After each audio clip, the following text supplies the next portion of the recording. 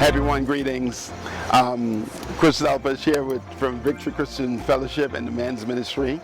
I want to talk to you just briefly about a topic: reigning as a king and priest. In Revelations chapter 1 at verse 6, it says that God has caused us to reign as kings and priests. In Revelation chapter 6 and verse 5 or verse 6, he said that God has caused us to reign as kings and priests.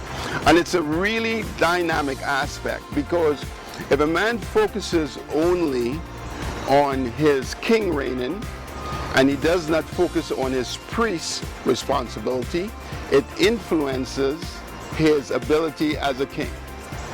So God has said that He has given us two dimensions in which we reign, as a king and as a priest. And you would notice with Solomon, when Solomon had great respect for his priest anointing, when he gave an offering and what he asked for, God ascended his king anointing. When he gave that offering, he was functioning as a priest, and that ascended his king anointing. When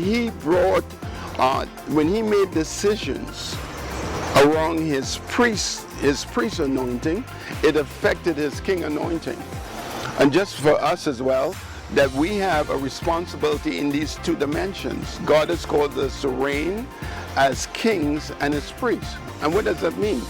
Well, as a priest, we have to be men in prayer.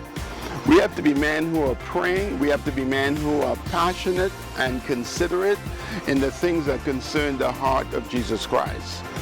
Our kingly ascending is connected to our priestly dimension.